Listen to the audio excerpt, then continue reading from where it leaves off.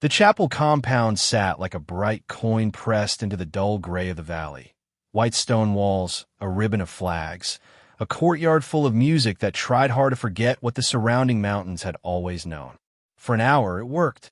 People laughed too loudly. Cameras flashed. The bride's veil caught the morning sun and threw it back in soft waves. The general stood at the front with the rigid posture of a man who had spent his life learning how not to bend, even for happiness.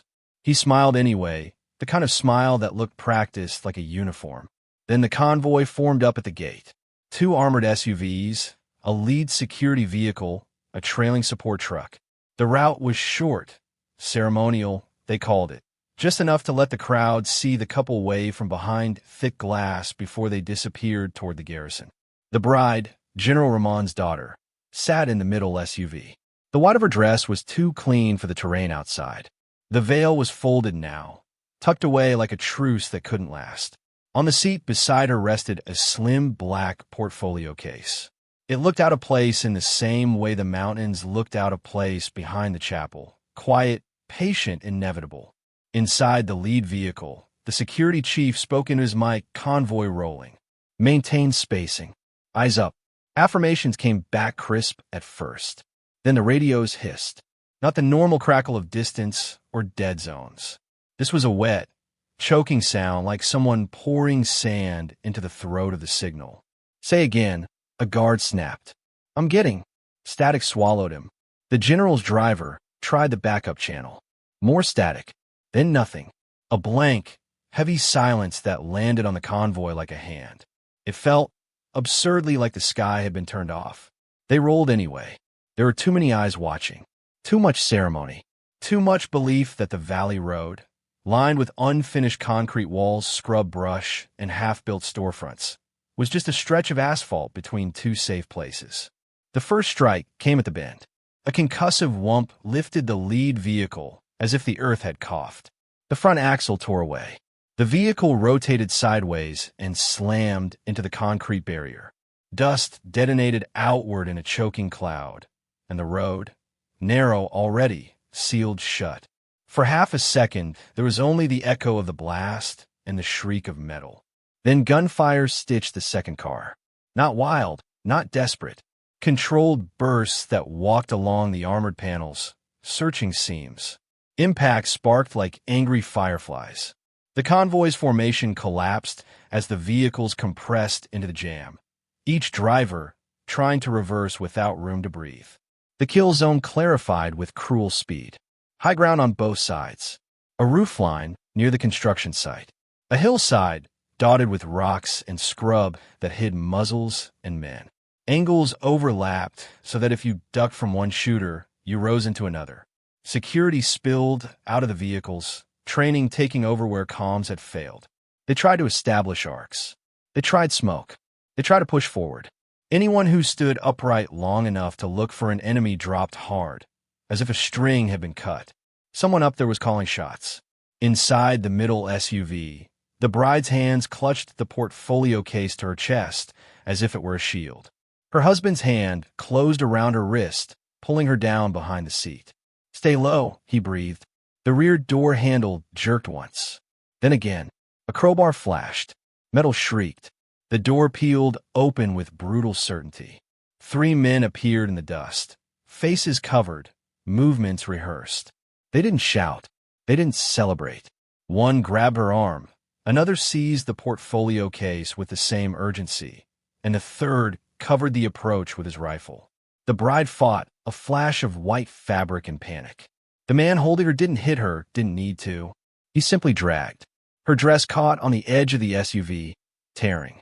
The fabric trailed into the dirt as she was hauled out into the open road like a flag being ripped down. Contact! A guard screamed, though everyone already knew. A bodyguard tried to sprint across the road. A shot hit him in the side. He spun and crashed face first into gravel. Blood darkened his sleeve immediately. Another guard crawled to him, got both hands under his armpits, and dragged him behind the engine block of the nearest vehicle. Keep pressure, the second guard barked, voice raw. Don't let him bleed out. The first guard's eyes were wide, not with fear alone, but with disbelief. because the rounds were so precise, so purposeful, that it felt like someone was painting targets on their bodies. Up by the construction wall, an enemy radio man crouched behind cover. He was leaning into his handset, probably coordinating the movement downhill, probably confident that the jamming had made them deaf. A brief, eerie pause threaded itself through the chaos. A single suppressed crack cut the air, so soft it almost didn't belong to the scene. The radio man's head snapped back. His body folded as if the bones had been removed. He hit the dirt without a sound. For a heartbeat, the kidnappers froze. Their discipline wavered, just enough to show confusion. One of them looked up, scanning, searching for the source. Another suppressed crack. An RPG gunner, half hidden by rubble, just raising the tube to his shoulder, jerked and collapsed, the launcher dropping into the dust beside him like a broken arm. The security detail didn't know who was firing. They only felt the pressure shift, as if the kill zone had lost a tooth, small but vital. Then, as quickly as the pause had come, the ambush surged again. Gunfire, shouting, dust, the bride being pulled toward the ravine path where vehicles couldn't follow. And somewhere, far above and far away, in a pocket of shadow where the ridge line curved like the spine of a sleeping animal, a scope sat glintless. A breath moved in and out, slow, controlled, almost calm. Someone was watching. Someone was calculating. And someone was already moving. That morning, the garrison had dressed itself in celebration, but it could not hide its habits. There were checkpoints at every gate. Guards with rifles slung low. Metal detectors disguised with decorative cloth. Vehicles inspected twice. Dogs sniffing beneath tables where flowers sat in vases. Weddings in places like this didn't erase the war. They simply borrowed a few hours from it. General Ramon walked through the courtyard with his daughter on his arm. He looked ahead with the expression of a man scanning for threats, even while his mind tried to pretend it was scanning for joy. He had earned his rank in hard campaigns that never made the news. He had buried men whose names never reached newspapers. He had learned the weight of responsibility the way others learned how to breathe. Today, he wanted only one, right without headings. The chapel compound sat like a bright coin pressed into the dull gray of the valley. White stone walls, ribbon banners, and a courtyard full of music that tried hard to forget what the surrounding mountains had always known. For an hour, it worked. People laughed too loudly. Cameras flashed. The bride's veil caught the morning sun and threw it back in soft waves. The general stood at the front with the rigid posture of a man who had spent his life learning how not to bend, even for happiness. He smiled anyway, tight, careful, like the collar of a dress uniform. When the ceremony ended, applause rolled through the courtyard like a wave breaking against stone. The newlyweds turned, hands clasped, and for a few seconds the valley looked almost ordinary. Even the guards at the perimeter seemed to breathe easier, shoulders dropping a fraction beneath their tactical vests, eyes flicking from ridgelines back to the crowd. That was the gap.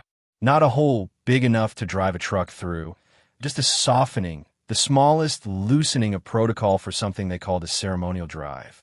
The convoy would exit the chapel, loop down the valley road so the cameras could catch the couple waving from behind thick glass, and then climb back toward the garrison. Short, clean, controlled. Inside the armored SUV in the middle of the formation, the bride, General Ramon's daughter, sat with the white of her dress pooled like snowfall around her knees. A slim black portfolio case rested beside her, out of place against silk and lace. She kept one hand on it as if it were an anchor. Her husband leaned close. "It's done," he whispered, trying to steady her. "We're okay." She nodded, but her eyes didn't settle. They moved, window, mirror, door seam, like she was counting exits in a room that promised celebration. At the gate, the security chief spoke into his mic, convoy rolling. Maintain spacing. Eyes up. Affirmations came back crisp at first. Then the radios hissed. Not the normal crackle of distance or dead zones. This was a wet, choking sound, like someone pouring sand into the throat of the signal. Earpieces spit static. A guard tapped his comms pack like he could knock life back into it. "Say again," someone snapped. "I'm getting—" Static swallowed him. The lead vehicle's driver tried the backup channel. More static. He glanced at the security chief. The chief's jaw tightened. He tried a third channel. Then an emergency burst meant to punch through interference. Nothing. A blank, heavy silence landed over the convoy like a hand. It felt absurdly like someone had turned off the sky. They rolled anyway because behind them were wedding guests and cameras and the general's pride. Because stopping in the gate would create its own vulnerability. Because everyone in that formation had spent years learning the same lesson. When systems fail, you become the system. The valley road narrowed quickly.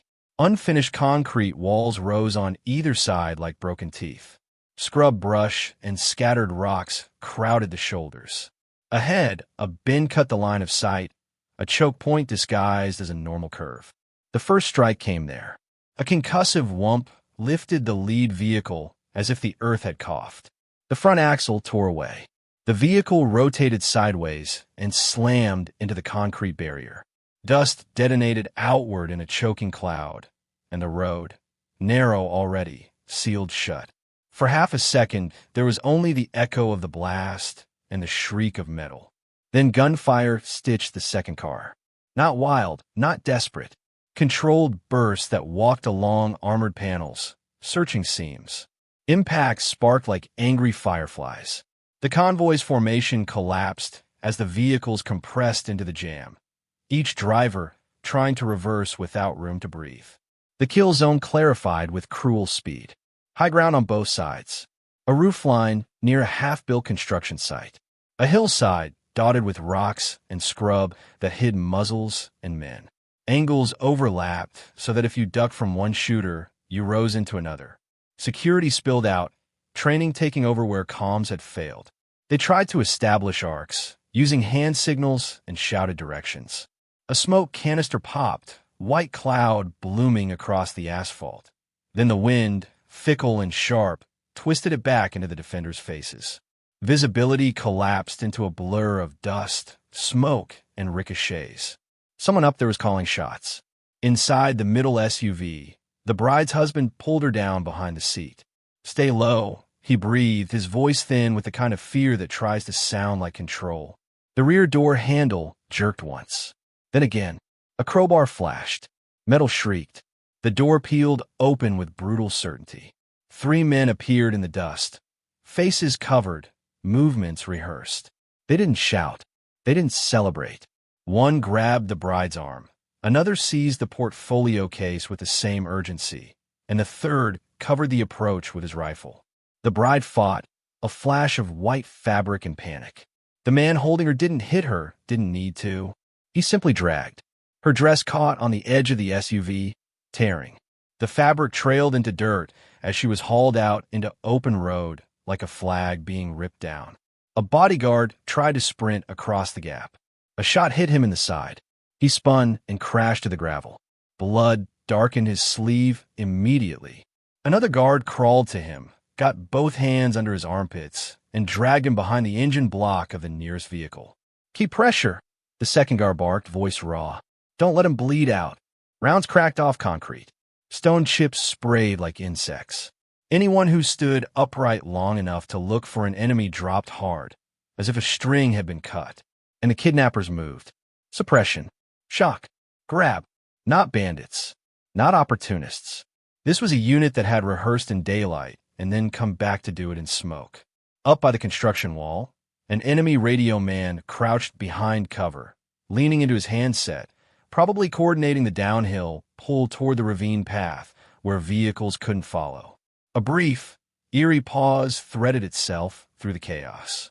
A single suppressed crack cut the air, so soft it almost didn't belong to the scene. The radio man's head snapped back, his body folded as if the bones had been removed. He hit the dirt without a sound. For a heartbeat, the kidnappers froze. Their discipline wavered, just enough to show confusion. One looked up, scanning, searching for the source. Another suppressed crack. An RPG gunner, half hidden by rubble, just raising the tube to his shoulder, jerked and collapsed. The launcher dropped into the dust beside him like a broken arm. The security detail didn't know who was firing. They only felt the pressure shift as if the kill zone had lost a tooth, small but vital. Then, as quickly as the pause had come, the ambush surged again. Gunfire, shouting, a screaming civilian somewhere on the roadside. The bride's husband lunging toward her and being dragged back by 2 guards before he could get himself killed. And somewhere, far above and far away, in a pocket of shadow where the ridge line curved like the spine of a sleeping animal, a scope sat glintless. A breath moved in and out, slow, controlled, almost calm. Someone was watching. Someone was calculating. And someone was already moving. That someone had been in the back row of the chapel that morning, where the cameras didn't bother to linger. The garrison had dressed itself in celebration, but it could not hide its habits. Checkpoints at every gate. Guards with rifles slung low. Metal detectors disguised with decorative cloth. Dogs sniffing beneath tables where flowers sat in vases. Every smile framed by readiness. Weddings in places like this didn't erase the war. They simply borrowed a few hours from it. General Ramon walked through the courtyard with his daughter on his arm. He looked ahead with the expression of a man scanning for threats, even while his mind tried to pretend it was scanning for joy. He had earned his rank in campaigns that never made the news. He had buried men whose names never reached newspapers. He had learned the weight of responsibility the way others learned to breathe. Today, he wanted only one thing: for his daughter to be married without the world pressing its thumb on the scale. His security chief, a hard-faced officer with tired eyes, argued quietly near the entryway. "Sir, the route should be locked. No ceremony drive. Straight from chapel to garrison. Minimum exposure." The general's gaze flicked to the crowd, his daughter's friends, the families, the camera crews. "It's her day," he said. Not soft, but final. "Sir," the chief pressed, lowering his voice. "Emotion is how they get you. They will wait for." "I know how they get you," the general cut in. Then he softened, only slightly. "But today we do not turn this into a cage." That compromise, born from love, shaped by pride, was the second gap. The woman in the back row saw it without needing anyone to speak it aloud. She sat plain-clothed, hair tucked beneath a simple scarf, hands folded in her lap as if she were another guest. She was not. Her eyes moved the way only trained eyes move, slow, deliberate, taking in wind through hanging banners, taking in lines and corners, taking in the ridgeline beyond the compound that looked too close and too patient. A pair of younger guards near the aisle glanced at her, then away, dismissing her with the bored arrogance of men who had never needed someone like her. "Who's that?" one murmured. "Some contractor," the other shrugged. "General's old favor, I heard. Snipers don't belong at weddings." The woman did not react. She had heard worse. She had heard it said with laughter, and she had heard it said with bitterness, and she had heard it said with relief when people wanted to believe danger could be boxed in neat categories. She watched the construction site beyond the outer wall, unfinished pillars, stacked blocks, a crane that looked dormant. There should not have been activity there today. Yet she saw dust move where there was no wind, a tiny drift of grit that suggested tires had turned recently. She noticed a maintenance van near a power junction, engine idling too long. A guard waved it through with the distracted impatience of someone trying to keep a wedding from feeling like a military operation. The van disappeared behind the wall. The woman's eyes stayed on it until it was gone. Later, as guests stood and laughed and hugged, she checked a small go bag in the back of a car parked near the exit. Inside, a compact rifle broken down into components, minimal magazines, spare batteries, a slim range card. Nothing flashy. All-purpose. The kind of kit built by someone who didn't expect applause. Rumors followed her the way dust followed convoys. Ex-service. Now an instructor. A ghost shot years ago that saved a unit when everything else had failed. The story changed depending on who told it. Sometimes it was a miracle, sometimes it was a scandal. She never corrected anyone. She never confirmed, never denied. That was part of how she stayed alive in more ways than one. The bride found her before the ceremony began, slipping away from the noise and the dressing room chatter. The bride's hands were steady, but her eyes weren't. "Thank you for coming," she said. "My father, he trusts very few people. The woman nodded once. He trusts duty. The bride swallowed. I have a feeling, she admitted, barely louder than the distant music. Like something is wrong, but I can't explain it. If I tell him, it turns today into a bunker. You're carrying something, the woman said, her gaze flicking to the slim portfolio case under the bride's arm. The bride's fingers tightened. Just paperwork. Relief permits. Coordination. It's stupid to bring it today, I know, but after the ceremony, we're supposed to meet the aid coordinators. It's not stupid, the woman said. Just visible. The bride's throat bobbed as she swallowed again. Do you think they would? People who plan, the woman replied, do not need much. Before the bride could ask more, an aide called her back. The woman watched her go, the white dress a bright target in a world that loved contrast. Not long after, General Rahman received a message from a nearby sensor site. Interference overnight. Signal anomalies. Something brushing against their network. The general glanced at it once, then slid it into his pocket, eyes lifting to the sound of laughter. Today is not the day, he murmured, and went back to being a father in front of cameras. The woman in the back row saw that, too. When the convoy plan was laid out, short route, safe road, local police nodes, the woman's eyes narrowed. The route funneled through a predictable choke point. A bend. High ground. Construction cover. It was a place that could be made into a kill box with the smallest push. She approached the security chief quietly. No ego. No dramatics. That bend, she said, is a funnel. High ground on both sides. If your comms fail, you'll be blind. The chief's eyes met hers. He recognized competence the way soldiers always do, even when politics tried to disguise it. I know, he admitted, but I can't override the general today. I'm not asking you to override him, she said. I'm asking you to remember that today is exactly when they would choose. The chief's mouth tightened. He gave a short nod, respect and frustration and resignation all in one.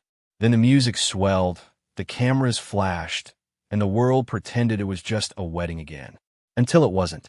Now, in the dust and gunfire of the valley road, the woman moved like a shadow that didn't belong to the panic.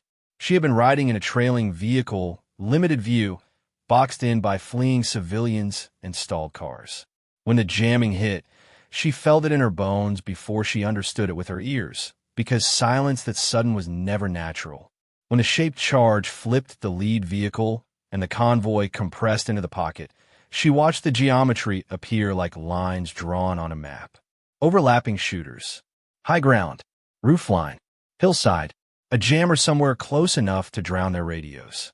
A kill zone anchored by coordination. The only way out was to break the anchors. Around her, guards shouted, trying to coordinate with hand signals.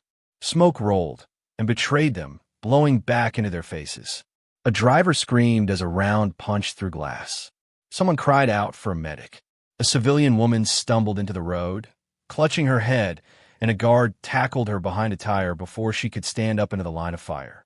The kidnappers dragged the bride toward the ravine path, moving with rehearsed speed. The woman in the trailing vehicle didn't curse. She didn't yell. She didn't demand someone hand her authority. She simply made a decision. She couldn't win from here. Low ground was a coffin. She needed height, distance, an angle that broke the kill zone's symmetry. Her radio was dead. Even if it weren't, she didn't have time to ask permission from a chain of command that had been severed by static. Protocol was gone. Responsibility remained. She slipped out the rear door into the worst moment, the air snapping with rounds, people screaming, dust choking every breath. Her movements were measured, almost quiet against the noise. She grabbed her go bag, nothing else. Rifle components, 2 spare magazines, a small optic, a rangefinder with a battery that had been dying for weeks. Her kit was light because she believed in endurance, not comfort. A guard near her glanced at her and shouted, "Ma'am, get down." She did not answer. She was already down, already moving. She used the chaos as cover, dropping into a shallow drainage ditch that ran parallel to the road. From the ditch, the concrete wall became a shield. The enemy's roofline team couldn't see her unless they leaned out too far. The hillside shooters were focused on the vehicles, on the defenders trying to move. Calm versus chaos. She crawled, then crouch-walked, keeping her silhouette low. Dust gusts whipped through the ditch in dirty waves. She timed her movement with them, moving when the valley breathed, stopping when it held its breath. Ahead, a steep scree slope rose toward the right ridge, fast access to high ground, but a death sentence if she skylined herself. She chose the longer route, a goat path that threaded through broken rocks and scrub, a line of concealment that would take more time but keep her alive. Isolation versus rescue. Behind her, the convoy fought like trapped animals. She heard the deep thump of a heavier weapon testing range. Mortar rounds, light and ranging, landing close enough to be insult rather than annihilation. Time pressure stacked on top of everything else. The longer the bride was in enemy hands, the farther she would be pulled into terrain where vehicles couldn't follow, where air support couldn't identify friend from foe, where propaganda cameras could appear as easily as rifles. On the goat path, she passed a wounded guard dragging himself toward cover, one leg not cooperating. His face was slick with sweat and shock. He saw her and blinked, confused. Where? He tried and coughed dust. She dropped beside him, hands already moving. Tourniquet. Tighten.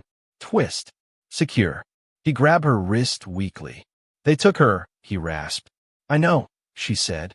Who are you? He asked, as if that mattered now. She looked at him, really looked. Fear lived behind his eyes, but function still held the front line. Someone who doesn't want you to die, she said and moved on. Fear versus function. Visibility worsened as she climbed. Dust became a shifting curtain. Wind-driven grit scraped against her cheek. Above, the ridge line curved like a spine. She could feel the enemy's advantage pressing down, as if the mountain itself had chosen a side. Halfway up, she pulled the rangefinder. Clicked it on. A weak flicker. Then nothing. Equipment failure. Right on schedule. She did not hesitate. Technology was a tool, not a crutch. She shifted to estimation, road widths, vehicle lengths, angles of elevation, the way sound traveled in the valley. The math lived in her muscles now, a language she had spoken for too long. She reached a shallow pocket behind stone and scrub, a natural nest. From here, the road below was partially visible through breaks in the dust. More importantly, she could see the ravine line where the kidnappers were dragging the bride, moving in a staggered file with her trapped in the center. She could also see the jammer. It was tucked behind a concrete wall near the construction site, a vehicle with a mast antenna rising like a thin accusation. Its operator stayed low, confident, because confidence was what jammers gave you, the illusion that the other side couldn't coordinate even if it wanted to. Protocol versus improvisation. She assembled the rifle with practiced economy. No wasted motion. A breath, a click, a twist. The optics settled into place. She checked the wind with a strip of cloth, watching it flutter, feeling the valley's temperament. Then she paused for one breath, calm in the violence. And she began with a shot designed not for body count, but for control. The suppressed crack was small, almost intimate, swallowed by the larger chaos. The jammer operator jerked, as if surprised, then collapsed beside his equipment. The mast antenna wobbled, then sagged. The signal didn't roar back to life like a miracle. Jamming didn't end as cleanly as movies promised, but the oppressive blanket loosened. Down below, a guard slapped his earpiece. He shouted. I have. Static, then a broken fragment of a voice. Not perfect, but hope. Silence versus violence. The woman didn't linger on satisfaction. She moved down her target ladder. Force multipliers first, always. An RPG gunner rose from behind rubble, tube angling toward the trapped vehicles. If that launcher fired, the convoy's last mobile cover would become burning wreckage, and the bride's rescuers would be pinned permanently. The woman's second suppressed crack cut him down before he could shoulder the weapon. On the roofline, a medium gun chattered, anchoring suppression. It wasn't killing by itself, it was shaping the battlefield, keeping heads down so the kidnapping team could move. She watched the gunner's rhythm. Burst, pause, burst, and fired in the pause when his body opened for a heartbeat. The gun fell silent. The vacuum that followed was almost louder than the gun had been. Calm versus chaos again, this time in the defenders' breathing. Down by the ravine edge, the kidnapping team hesitated. Their coordination had been built on comms and timing. Now timing stuttered. A man near the front, different posture, different focus, raised his hand and pointed, barking orders even without a radio. The others oriented on him. He was the field commander, the one holding the operation together when electronics failed. The woman watched him for 2 seconds to be sure. Then she took the turning point. Her suppressed crack cut through dust and distance. The commander's body snapped backward. He fell hard at the ravine edge, his pointing hand collapsing into the dirt. For half a second, the kidnapping team froze. Not because they lacked courage, but because cohesion is a fragile thing. Remove the center and the circle wobbles. Underestimated versus unstoppable. Below, the security chief saw the same shift even without understanding it. Suppression easing. Roofline fire thinning. The kidnapping team stalling. He didn't waste the gift. Move, he roared, organizing by voice and gesture. Soldiers responding to tone and necessity the way they always had before radios existed. 2 vehicles gunned their engines, pushing forward just enough to block the ravine mouth. Guards dragged wounded behind tires. A medic crawled into the dust, hands red, face set. The kidnappers reacted fast. They tightened around the bride, shoving her forward as a moving shield. One pressed a rifle too close to her ribs. Another yanked her arm hard enough to make her stumble. White fabric dragged in the dirt, a bright line marking their path. The woman on the ridge adjusted. She did not rush. She did not chase glory. A hostage corridor was not a shooting range. It was restraint under pressure. Precision restraint versus temptation. She waited for separation. Waited for an elbow to lift. Waited for a head to turn. Waited for the fraction of a second when the man, threatening the bride, exposed himself without her body behind him. The enemy adapted mid-fight because they were competent. They realized they were being dismantled from above, and competence doesn't waste time blaming fate. 2 climbers peeled off, moving along the ridge line to flank the woman's position. A small drone rose from behind the construction wall, buzzing up into the dusty air, searching for heat and movement, turning its camera like an insect's eye. Now it was a counterhunt. Isolation deepened. The woman shifted position, micro moves 2 meters at a time, using rocks as curtains. She didn't run. Running would silhouette her. She slid, rolled, crawled, quiet, patient. Her barrel warmed. Ammo count dropped. Dust thickened until the world looked like it had been erased and redrawn in shades of brown. Constraint after constraint stacked. Comms unreliable, visibility collapsing, ammo limited, enemy flanking, drone overhead, mortar rounds beginning to bracket the ridge line. A round cracked against stone near her cheek. Shrapnel bit her skin, sharp and hot. She didn't flinch more than a blink. Pain was information, not permission to stop. Fear versus function, again. The drone swept closer, its buzzing rising in pitch. She knew that if it marked her, the hillside shooters would triangulate, and the climbers would close in from behind. She flicked her optics power on, the last sliver of battery, just enough to catch the drone's glint through the haze. She fired once. The drone stuttered midair. Its buzz faltered, then it dropped, tumbling into scrub like a wounded bird. The enemy lost its eyes, but they still had mortars. A deep thump from somewhere behind the hill. Then the whistle. Then an impact that shook the ridge a few meters away, dust erupting around her position. They weren't trying to hit her directly yet. They were fencing her in, pushing her to move, narrowing her options. Time pressure squeezed. Down below, at the ravine mouth, the security chief's men pressed forward. The kidnappers, feeling their window close, became more dangerous. One of them shoved the bride to her knees and raised his weapon, his posture shifting from control to cruelty. This was the moment where propaganda and spite met. If they couldn't take her, they could still break the general. The woman saw it and felt something old rise in her chest. Not rage, not panic, but a cold clarity that had once saved a unit and then haunted her afterward. The ghost shot. Years ago, she had been in a different valley, different dust, different screams. A unit pinned. Comms down. An enemy commander using civilians as a moving shield. And she had taken a shot that no one wanted to acknowledge later, because it had solved the problem too cleanly, too finally. It had saved lives. It had cost her public credit. It had cost her something quieter, the ability to believe that doing the right thing would ever feel clean. She had learned to carry that weight without letting it bend her. Now, she did the work again. The kidnapper's rifle lifted. The bride's head turned slightly, eyes wide, recognizing death the way all humans do. The woman waited for the sliver of space between weapon and hostage. Her finger squeezed. The suppressed crack was almost tender compared to everything else. The kidnapper dropped, his rifle falling harmlessly into dust. The bride gasped and folded forward, shaking, alive. The kidnapping team broke, not in terror, in calculation. Their commander was down. Their jammer was down. Their heavy threats were silenced. The ravine mouth was blocked by vehicles. Mortar support couldn't be used freely without risking their own men and the hostage they had been ordered to keep alive. They tried a last-ditch exfil anyway, pulling the bride up and dragging her sideways to a narrower cut in the terrain. The security detail surged, exploiting the opening.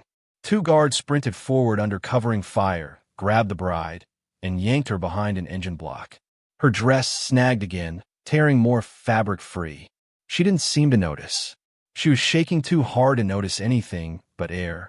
A guard wrapped his arms around her like a shield.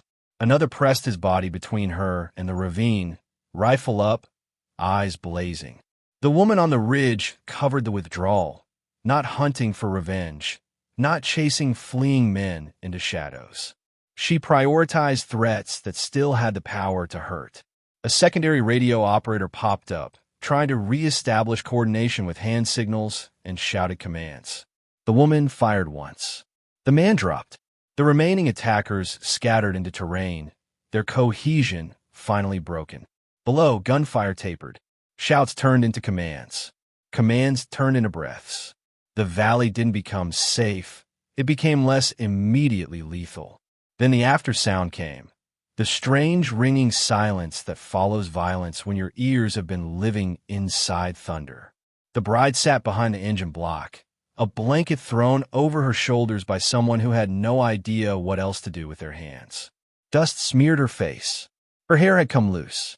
Her eyes stared at nothing for a moment, then blinked as if waking from a nightmare that refused to end. Medics moved among the wounded. A guard moaned through clenched teeth as pressure was applied to his bandaged shoulder.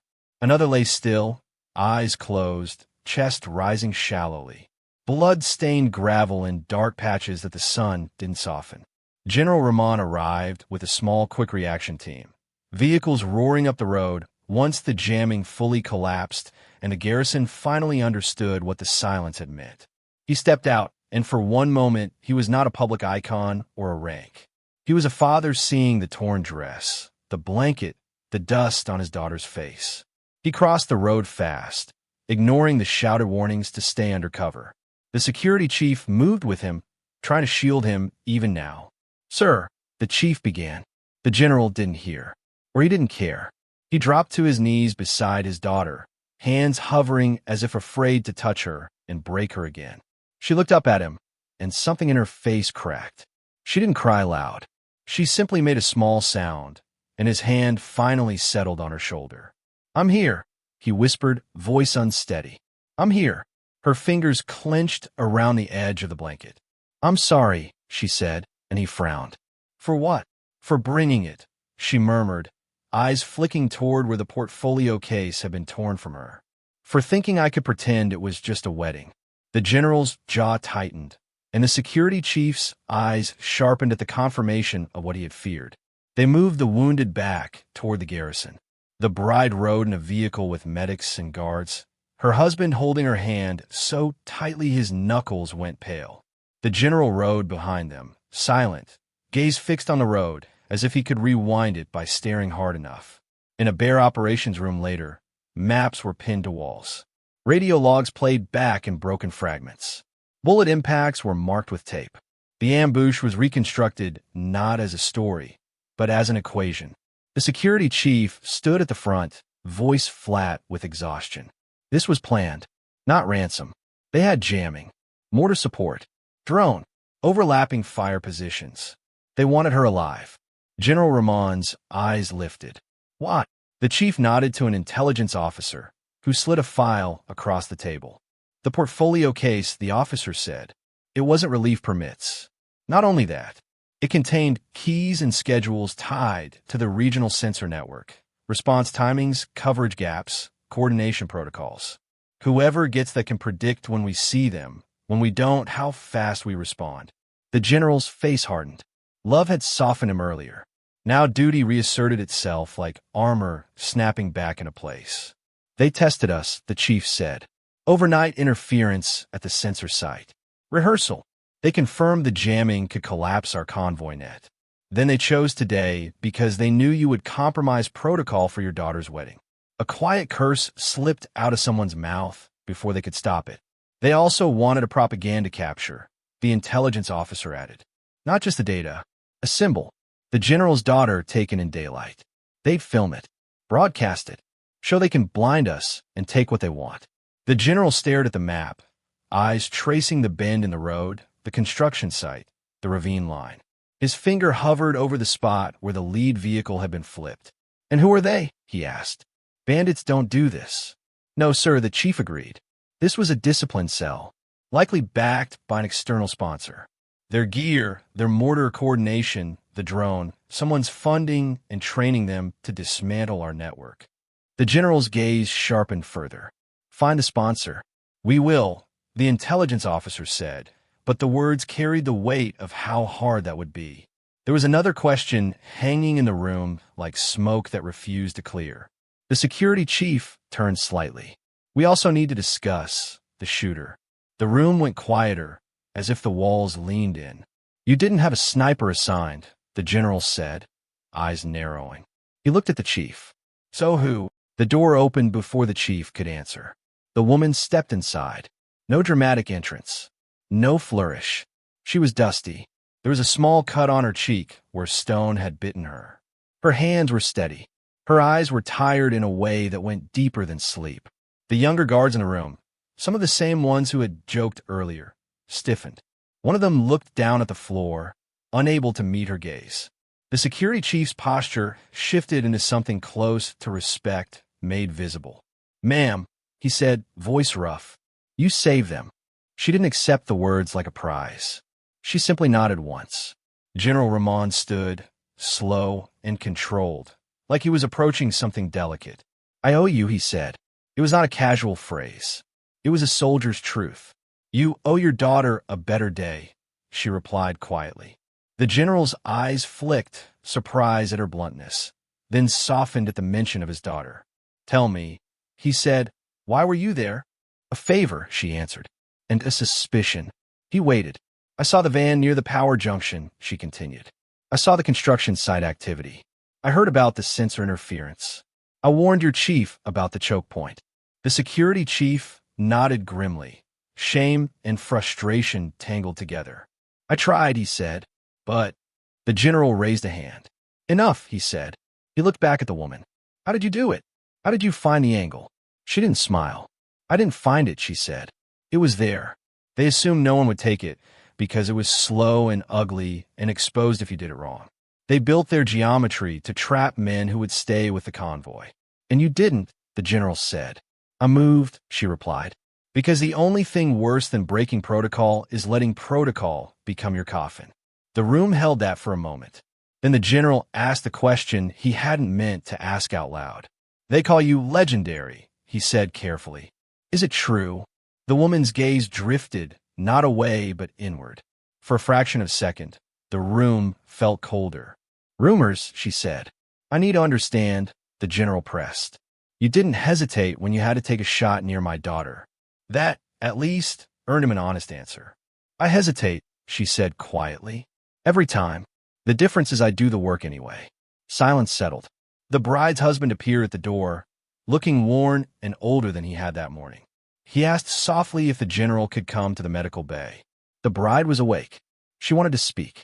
General Ramon nodded, then paused, turning back to the woman. "What do you want?" he asked. "Name it." The woman looked at him, then at the map, then at the tape marking bullet impacts and the pinned red string showing enemy fields of fire. Her voice stayed even. "I want you to fix the gap," she said. "Not the road. The gap that made you pretend you could be a father for one day without the enemy noticing." They noticed. They will notice again. The general's jaw flexed. "We'll harden procedures," he said. "We'll move the sensor keys. We'll change response timings. We'll hunt them. And your people," she added, her eyes flicking to the younger guards, "need to learn that quiet doesn't mean harmless." One of the guards swallowed hard. The security chief cleared his throat. "Ma'am," he said, "we didn't recognize." "You didn't need to," she replied, not unkindly. "You needed to do your job. Today, you did, even when comms died." She turned to leave. The general stopped her with a final question, voice lower. "The shot," he said. "Years ago. The one people whisper about." Her hand paused on the doorframe. "It saved a unit," she said. "And cost you." She looked back, eyes unreadable. "It cost me applause," she said. "And it cost me sleep for a while. But sleep comes back. Applause doesn't matter." And she was gone. Later, outside the medical tents, the garrison buzzed with a different kind of noise. Radios alive again. Vehicles moving, guards doubling posts, an angered machine reassembling itself after being struck. The bride sat on a cot, wrapped in blankets, hair loose, eyes hollowed by shock. When the general entered, she reached for his hand like a child, and his face cracked in a way no enemy fire could manage.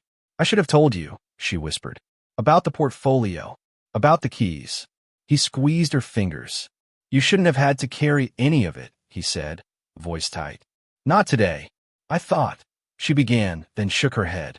"I thought if I pretended it was normal, it could be normal." He stared at her, the truth landing heavier than any mortar. "They used your hope against you," he said. "And I let them because I wanted to believe it too." Her eyes filled, but she blinked the tears back, fighting for control the same way he had taught her as a child. "Who saved me?" she asked. "I heard different shots. Not like the rest." The general hesitated. Then he said the truth. "A woman you thanked this morning," he replied. "The one in the back row." Recognition flickered in his daughter's eyes. "The quiet one," she whispered. "The quiet one," he confirmed.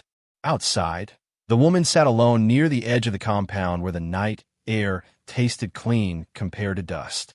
A single lantern threw light across her hands as she cleaned her rifle with slow, methodical care. Silence returned after violence, but wasn't peaceful. It was the kind of silence that held everything that had almost happened. Behind her, in the distance, wedding lights still flickered faintly. Decorations that hadn't been taken down yet, stubborn remnants of joy. She ran a cloth through the barrel, checked the bolt, wiped away grit. The work was calming because it was honest. Metal didn't pretend. Footsteps approached softly. The security chief stopped a few paces away, not wanting to intrude too closely on someone who had just held an entire valley together with one rifle. "We recovered part of the portfolio," he said quietly. "Not all. They took some pages. A flash drive. Enough to hurt us if we don't move fast." She nodded without looking up. "Then move fast," she said. He swallowed. "I need to say this," he began, voice rough. "You were right about the choke point. About the high ground. About the van. You did what you could," she replied. "You tried to hold a wedding together and a security perimeter at the same time. The enemy counted on that conflict." He nodded, eyes shining with frustration. "They nearly took her." "They didn't," the woman said, still cleaning, still calm. "Because you didn't break. And because they underestimated something." He glanced at her hands. "They underestimated you." The woman's mouth twitched. Not a smile, not quite. "They underestimated silence," she said. "They thought noise was the only threat." The chief hesitated. "What happens now?" The woman looked up at the dark ridge line beyond the compound, the same ridge that had watched the wedding and then watched the ambush. "Now you change the math," she said. "You move your keys. You rotate your timings. You harden your convoys. You hunt their sponsor. You don't let them pick the day again." "And you?" he asked. She returned her gaze to the rifle. "I go back to being the person in the back row," she said. "The one no one films." The chief exhaled slowly. You deserve. No, she cut in gently. I deserve nothing. I chose this work. The only thing I want is for your people to live long enough to complain about boredom. He gave a short, humorless laugh, then sobered again. Will you stay? He asked. At least for the debriefs? For training? She paused, considering, not because she wanted bargaining, but because she measured consequences the way she measured wind. I'll stay long enough to show your younger guards what quiet competence looks like, she said. Then I'll go. The chief nodded, relief and gratitude layered together. Thank you, he whispered. She didn't answer with words. She simply finished cleaning the barrel, reassembled the rifle, and set it beside her like a sleeping animal. Across the compound, inside the operations room, General Ramon stood alone over the map for a long time after everyone else left. He stared at the bend in the road, the construction site, the ravine path. He traced with his finger where the jammer had been hidden, where the mortar support had ranged, where his daughter had been dragged into the dust. He imagined the propaganda video that almost existed. He imagined the network going blind. He imagined his men driving in his silence again, thinking it was just bad reception, not realizing someone had turned off the sky. Then he imagined the quiet shots, two cracks that didn't match the chaos, and how those small sounds had shifted an entire battle. He thought about the woman in the back row, dismissed as decoration by younger guards who had never needed her. He thought about how she had moved without permission when permission would have killed them. And for the first time in a long time, he let himself feel something other than anger or duty. Respect, not the kind demanded by rank, the kind earned in dust. In the days that followed, the garrison changed. Sensor keys were relocated and compartmentalized. Response timings were altered. Convoy protocols tightened, wedding or not. The maintenance crews were scrutinized. The construction site was searched inch by inch until hidden cable splices and power taps were found like fingerprints. Intelligence teams tracked the disciplined cell, following threads from the drone's serial fragments, and the mortar tubes unique were marks, mapping networks of supply. The sponsor remained a shadow, but the shadow had shape now, and shape could be hunted. The bride recovered slowly. Some nights, she woke sweating, gripping the blanket as if it were the edge of an engine block. Some days, she walked the courtyard and stared at the flags that still fluttered, wondering how something so bright could coexist with something so brutal. The general, when he visited her, did not offer empty comfort. He offered presence. He sat. He listened. He admitted the truth that hurt him most, that he had wanted to pretend the world would pause for her wedding, and the world had punished that desire. And the woman, the quiet guest, spent a few mornings on the range with the younger guards. She taught them without theatrics. She showed them how to read wind off a strip of cloth when batteries died, how to move in micro steps so drones couldn't lock on, how to prioritize threats not by anger but by impact, how to breathe when fear screamed, because breathing was the first act of control. None of the lessons were glamorous. All of them mattered. On her last day, as she packed her go-bag, the bride approached her near the same courtyard where laughter had once drowned out caution. The bride's voice was soft. I don't know how to thank you, she said. The woman looked at her, really looked, seeing beyond the torn dress and dust, seeing the weight of what the bride had nearly become to the world. You don't thank me, the woman said. You live. The bride swallowed. They wanted the portfolio, she whispered. They wanted to blind the network. They wanted to prove your father could be hurt, the woman corrected gently. And they wanted to show everyone else that safety is a story, not a fact. The bride's eyes tightened. And you stopped them. I delayed them, the woman replied. Your people finished it. The bride hesitated, then asked the question she had been carrying like a stone. How do you stay calm, she said, when everything collapses? The woman's gaze drifted toward the ridge line where the valley began. I don't stay calm, she said. I do the work while my fear talks. The fear never leaves. You just stop letting it drive. The bride nodded slowly, absorbing it as if it were another kind of permit, another key to a network she hadn't known she needed. As the woman walked toward the gate, the younger guards watched her go, different now. Not because they knew her story, but because they had seen competence without noise, seen how silence could be a weapon and a shield. The security chief walked beside her for a few steps. "If we find them," he said, meaning the cell, the sponsor, the people who had dared to turn a wedding into a battlefield. "If we corner them." "Do your job," she replied. "Don't make it personal. They want you angry. Anger is sloppy." He nodded, swallowing the bitterness.